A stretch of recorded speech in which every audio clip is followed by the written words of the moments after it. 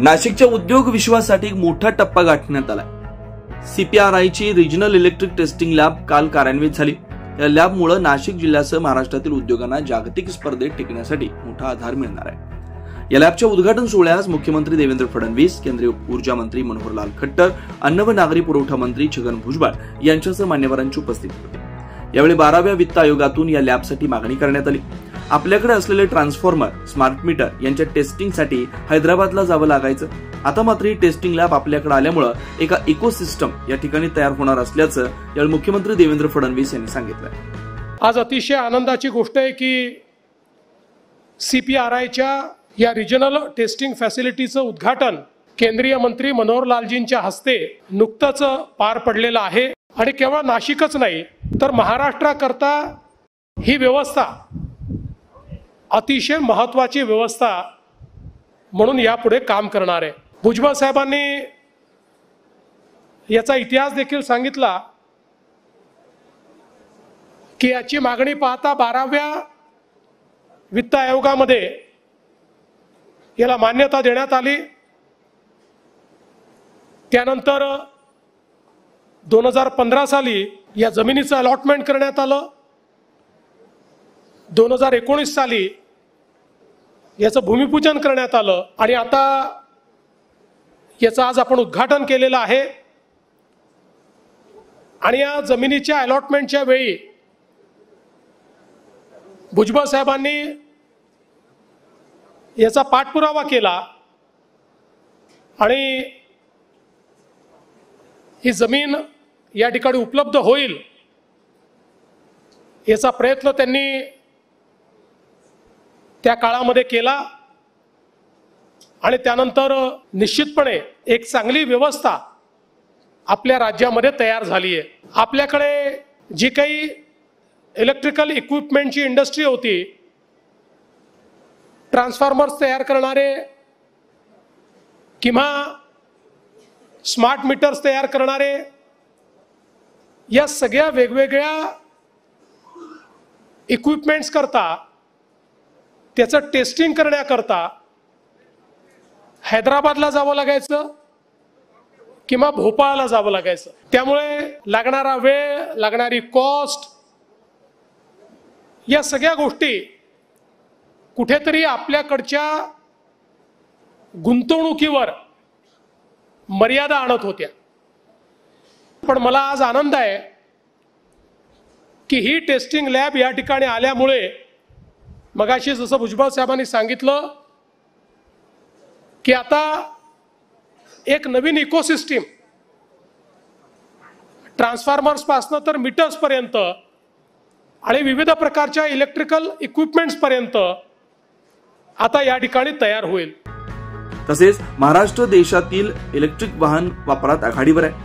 त्यामुळे ईव्ही तपासणी प्रयोगशाळा नाशिकमध्ये सुरू व्हावी अशी मागणी त्यांनी ऊर्जा मंत्री मनोहरलाल खट्टर यांच्याकडे केलेली होती। या मागणीला ऊर्जा मंत्री मनोहरलाल खट्टर यांनी तात्काळ सकारात्मक प्रतिसाद दिला। कोई भी पावर का प्रोजेक्ट उसमें कोई कमी ना रह जाए लगने में, तो इस प्रकार से इस लैब का जो एक दूरदर्शी एक प्रोजेक्ट, अद्वितीय प्रोजेक्ट इसको मैं कह सकता हूँ, ये हमारे सेक्टर में बहुत ज़्यादा काम आएगा।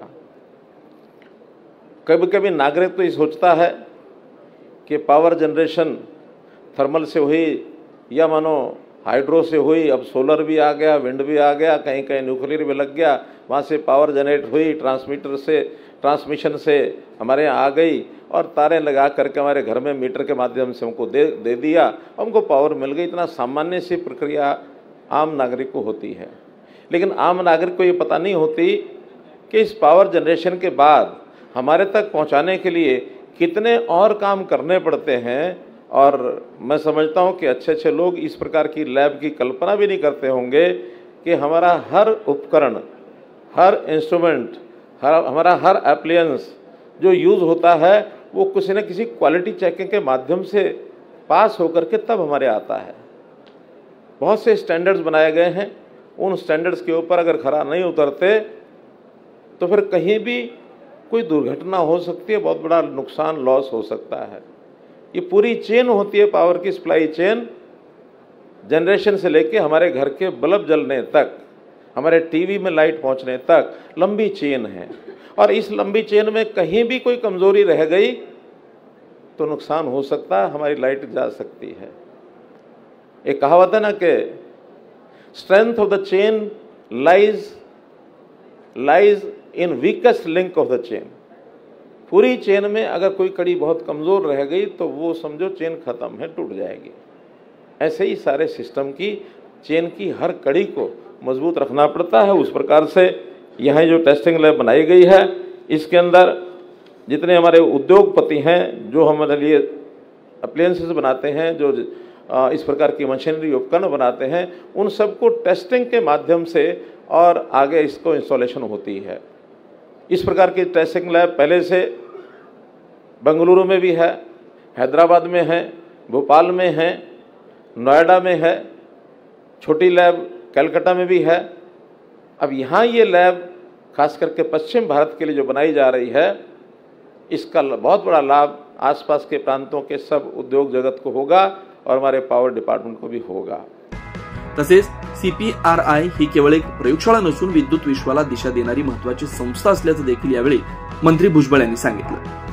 ही केवळ प्रयोगशाळा नाही तर एक विद्युत सुरक्षेची, संशोधनाची आणि उद्योग विश्वाला एक दिशा देणारी अशा प्रकारची एक महत्त्वाची संस्था आहे। आपण पाहताय ती विद्युत उपकरणं आहेत, ट्रान्सफॉर्मर्स आहे, केबल, स्विच गिअर्स यांची आंतरराष्ट्रीय दर्जानुसार चाचणी करण्याचं एक केंद्र म्हणजे CPRI आहे।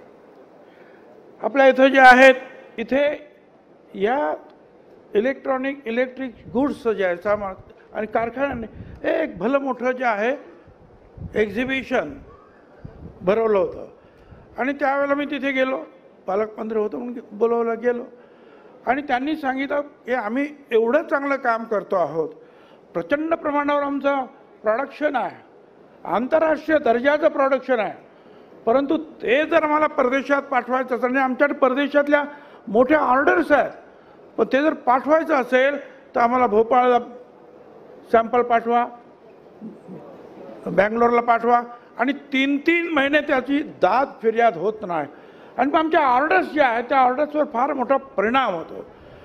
त्यामुळे आपल्या इथं जे आहे ही टेस्टिंग लॅब झाली पाहिजे आणि मग आम्ही तुरंत कामाला लागलो ताबडतोब।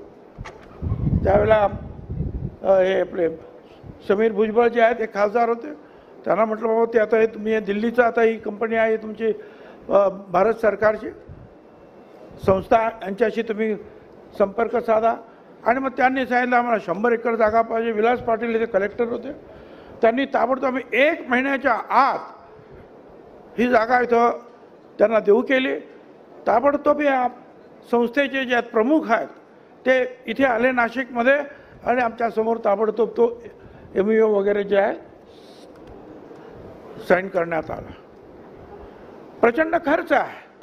तसेच या लॅबमुळे स्थानिक तरुणांना रोजगाराच्या नव्या संधी उपलब्ध होतील।